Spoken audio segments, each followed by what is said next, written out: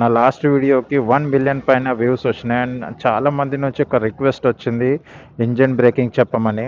Engine breaking ఎలా చేయాలి? So today నేను ఇంజన్ బ్రేకింగ్ గురించి చెప్తాను, ఎలా చేయాలి ఏంటి అనేది. అసలు ఇంజన్ బ్రేకింగ్ ఫస్ట్ ఎప్పుడు యూస్ చేయాలి అనేది తెలుసుకోండి. మనం ఇంజన్ బ్రేకింగ్ ఎప్పుడు యూస్ చేయాలంటే టర్నింగ్ కంటే ముందు, బైక్ని స్లో చేయడానికి, వెట్ రోడ్స్ ఉన్నప్పుడు, అండ్ గ్రేవల్ ఉన్నప్పుడు, అండ్ డౌన్ స్లోప్ ఉన్నప్పుడు. ఇలాంటి టైంలో మనము బ్రేక్స్ ఎక్కువ వాడకుండా ఇంజన్ బ్రేకింగ్ యూస్ చేస్తే మనము ఎఫెక్టివ్గా బ్రేకింగ్ వేయగలుగుతాం అండ్ స్కిడ్ అయ్యే ఛాన్సెస్ చాలా తక్కువ ఉంటుంది.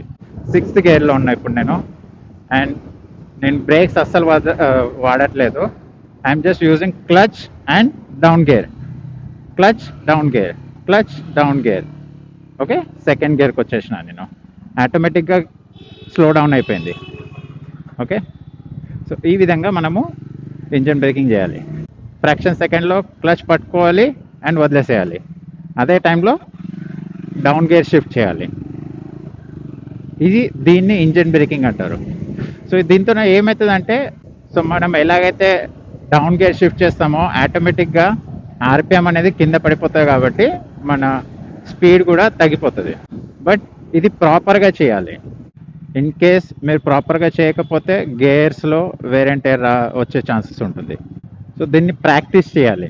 ఫస్ట్ టైం మీరు చేసేటప్పుడు మీకు జర్క్ రావచ్చు. ఎప్పుడైతే మీరు డౌన్ షిఫ్ట్ చేస్తారో జర్క్ వచ్చే ఛాన్సెస్ ఉంటుంది. జర్క్ రాకుండా డౌన్ షిఫ్ట్ ఎలా చేయాలి అనేది నేను నెక్స్ట్ వీడియోలో చెప్తాను. దాన్ని రేవ్ మ్యాచింగ్ అంటారు. సో రేవ్ మ్యాచింగ్ ఎలా చేయాలనేది మనం నెక్స్ట్ వీడియోలో చేద్దాం. అప్పటి వరకు మీరు ఇంజన్ బ్రేకింగ్ని ప్రాక్టీస్ చేయండి.